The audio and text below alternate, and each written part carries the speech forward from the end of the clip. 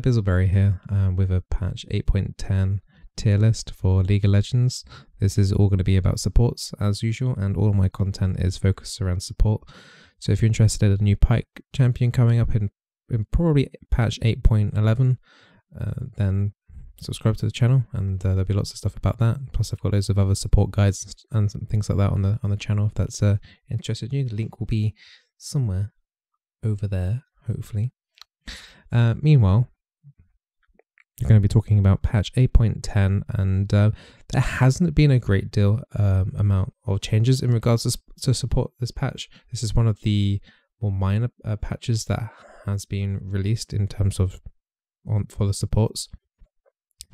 There is one overall change that has happened, but which will affect warding. So trinkets now, the ward lasts longer when you place it.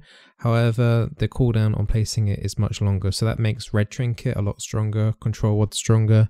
And if you screw up a ward placement with your trinket, then you're going to lose a lot more vision than you usually would do. So good ward placement is being rewarded, and bad ward placement is being punished. So you need to be a little bit more careful about when you use the ward. So if you put the ward in the brush and the enemy AD carry and support take that out straight away, that's a lot of value that they get because your trinket's now on a longer cooldown. So let's have a look. Let's start straight to the top because I know that's what you guys are here for. I've taken some of the champions off from the very top tier down, push them down below. I only really, I think it was 5 at the top before was a little bit too much to say that those were the very best.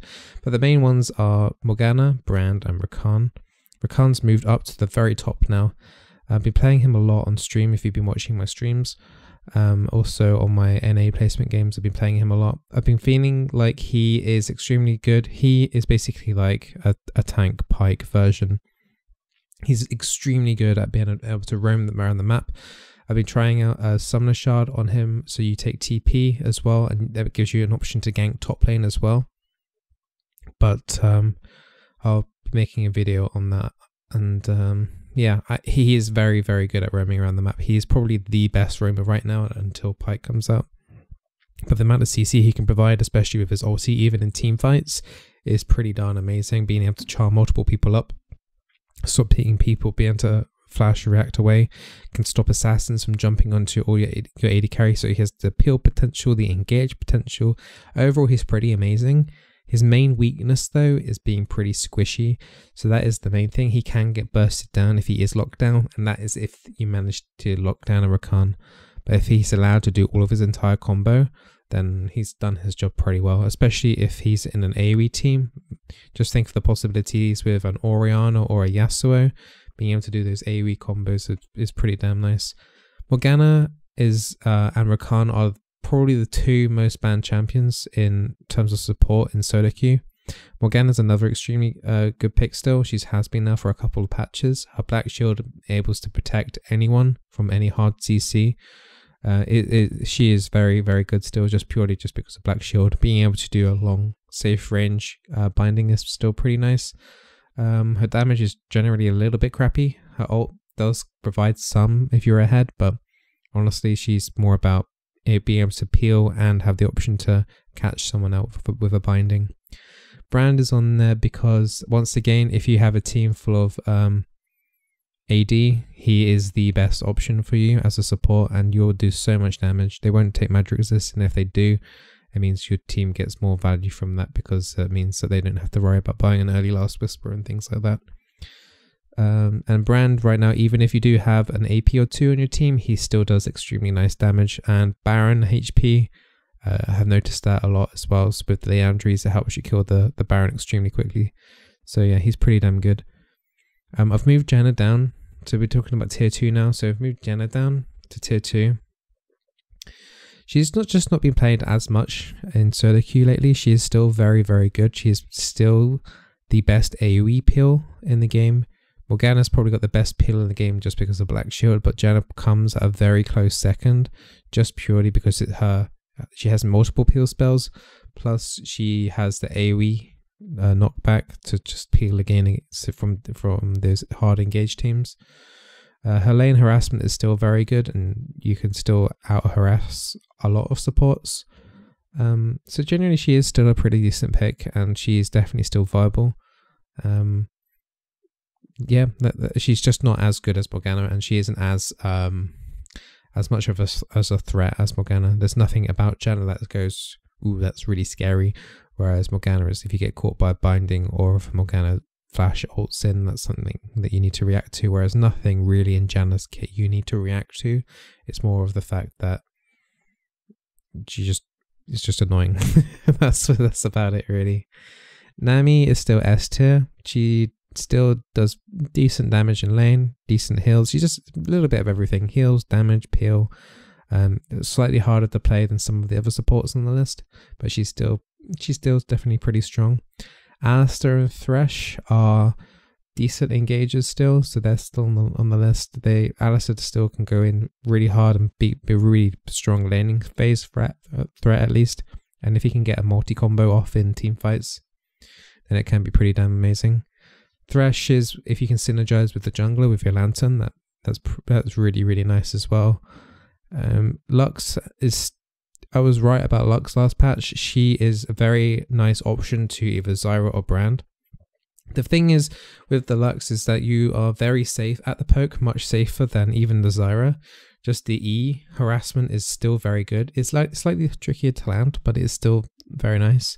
And when you hit 6, and if they have a squishy support or AD carry, if you use everything, then if you land a binding, and that will guarantee at least summoners from the enemy, and your ult has an extremely long cooldown, especially if you get a kill, it'll be back up in no time, and then you can maybe finish off the next whoever's left in lane after that as well. She is still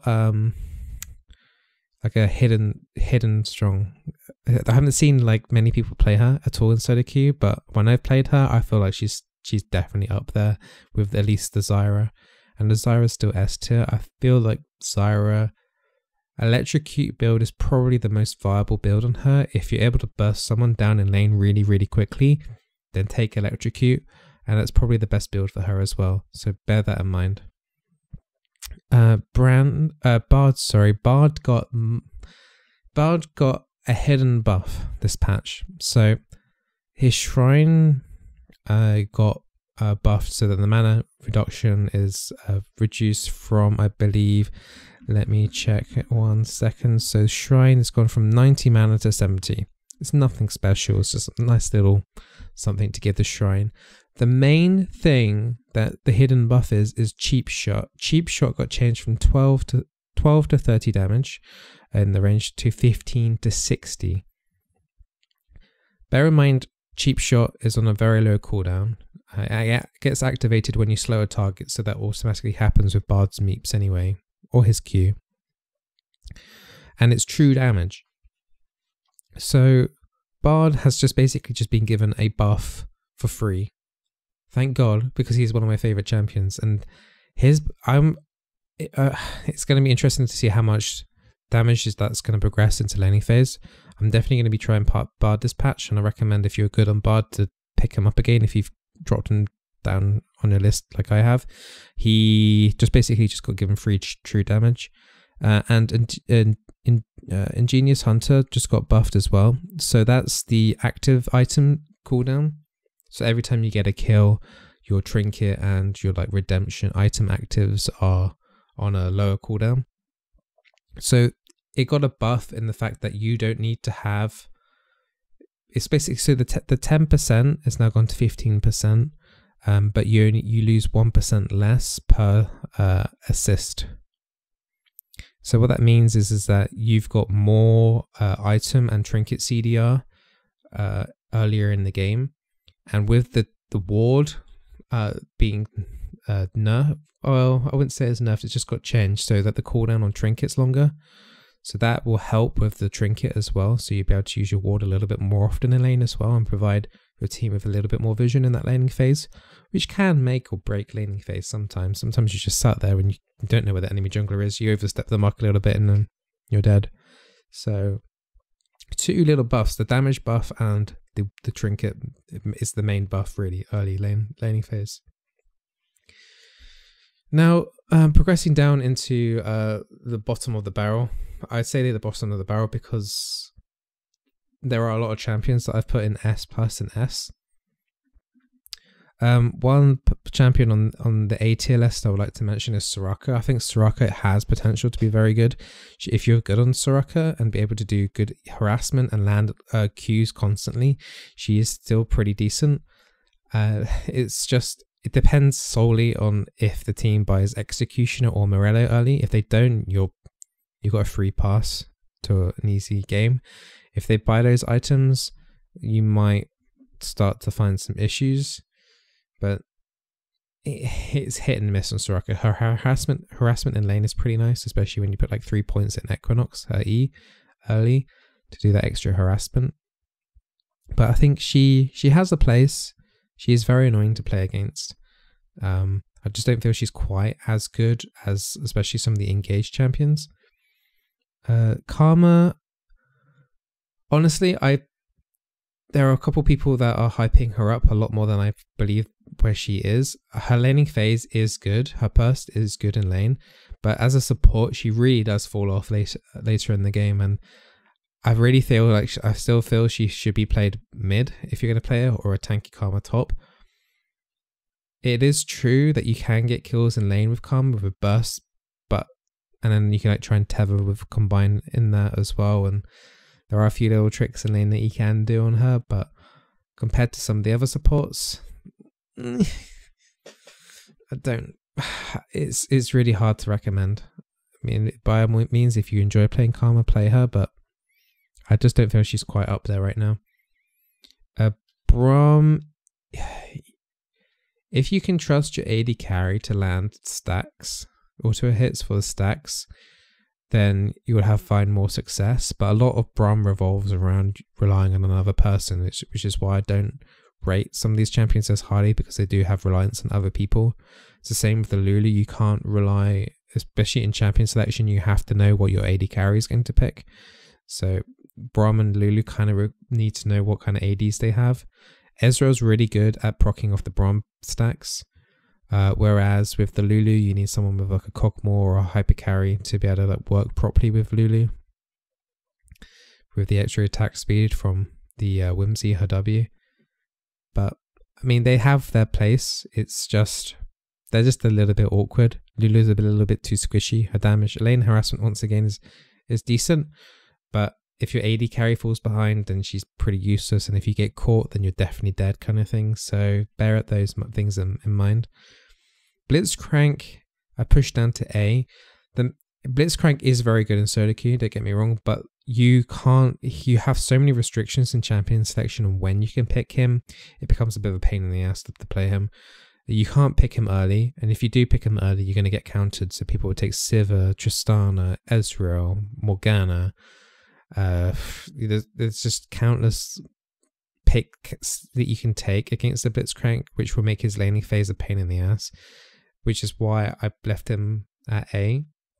However, if you know what you're picking into, if you know that they've got a squishy team, like if they've got a Soraka and let's say maybe even a Vayne. I mean, I know Vayne has tumble, but she's still, you can kind of predict where she's going to tumble to, then you'll have a much easier time, especially if you've got a burst AD carry.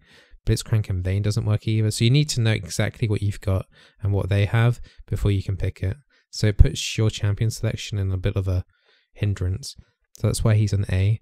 Sona, I know a lot of people in lower ELO like playing her. She's a relatively easy champion to play. All of her spells are very basic. I just feel like she's just a safe-ish pick if you play safe. So she's on there just about. She's on the verge of being B, honestly. But that's just my opinion. I think she has a lot more success in the lower ELO. And now, a couple of other champions in the B and C tier. I won't go into too much detail. I don't want to keep you guys too long. But the general gist of those champions are they're either very risky, very cheesy, or they just don't do enough damage. So cheesy is Veigar. It can work with Cage, but honestly, I'm not really a big fan of it, really. Vel'Koz has some okay harassment, but he falls off really, really quickly, especially if you have, like, if you don't get ahead in lane, you've basically you screwed yourself pretty hard. He falls off dramatically as a support later on in the game until you get full build, then he starts kicking in again. But to get to that point, so he's either very good very early in the game or very late in the game as support. That entire like 30 minutes in the middle, if you're not ahead, it's kind of garbage. It's kind of the same as Zeref as well. He has a very good early laning phase, but then falls off dramatically if you don't get a kill or two. You have to make sure you get a kill or two on those sort of champions. Tom Kench target nerfs a few patches ago. Because the people keep coming out of his W so early, and there's the whole solo queue trust issue, I would avoid playing with Tom Kench. He used to be a favorite of mine, so it does hurt to say that. Nautilus hasn't been buffed since his original buffs on the cooldown reduction on his abilities. The problem with him is that he hasn't got enough base damage on any of his abilities. His CC is amazing and it can work with Kaiser because he does apply so many stacks with Kaiser, but honestly that's the only AD he can really work with right now because his damage is so appallingly low that it is really risky to play. He's basically a tanky Janna, but Janna can at least play safer and back, whereas Nautilus has to be at the front line. That's how I like to think of him. And in some cases, to be honest, Janna does more damage. So we got Leona. Leona's gone down the list a lot more. I honestly, just if you're playing Leona, just stop and play Alistair or Rakan. Rakan especially. Rakan is just basically Leona, but 10 times better, honestly. Since Rakan's got buffed and his extra dash distance now on any champion, just play Leona.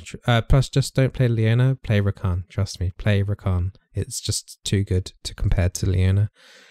Zilean can work with your ulti really late in the game as well, like mid-game, late game. But getting a free GA, Guardian's Angel, on your team is pretty valuable, and you can sometimes land those double stuns, especially if you're really good on Zilean. But he is incredibly squishy, and it doesn't take much from a jungle gank to get you really far behind early, so bear that in mind. There are a lot of risks of playing the Zilean, but there are a lot of benefits as well. I'd say high risk, high reward champion, and for solo queue that can be quite volatile, so take that as you will. Taric, mana nerfs on the tier. You still need tier and Taric. I did come across one exceptionally good Taric player a couple of weeks ago, but he hasn't been played much. You have to be very, very good on him. You have to know when to use your ultimate. And even then, you can fall behind. He's one of those champions where his kit on paper seems amazing, but when you start using it in game, it's like... I don't know what they can do to help him out. Maybe give him a little bit more reward for landing stuns or auto attacks, but it's a fine line for him being near to pretty strong. So I don't know. He's not really in a happy place right now. And then you got the C list. And if I haven't mentioned your champion, then they're probably D, I'm afraid. That includes Sion. So before anyone in the comment section below has a go at me at some champions that I haven't mentioned. And that goes also with the Sejuani. I know that was played by Fnatic in MSI, but no, please. Stick to, if you want to climb in solo queue, stick to these champions between S and A, and only play, and yeah, even in A, only play them if you feel like you're pretty confident on them, honestly. Stick to these champions in the S and S plus and S tier. Well, I hope the guide helps you out. I hope the tier list helps you out, and hope you guys progress more in solo queue. It was really nice chatting to you guys in Twitch chat and the YouTube comments below. If you do have any comments on if you think I've screwed up a little bit on the tier list, leave a comment down below. We've got a big patch coming next patch, so I expect this tier list to be very spruced up next patch, so get ready for that one. I'll be doing coverage on that one. Also, I'll be doing coverage on Pyke as well, on PBE, and as he progresses out for release. I've already got one video out on him, doing lots of theory crafting.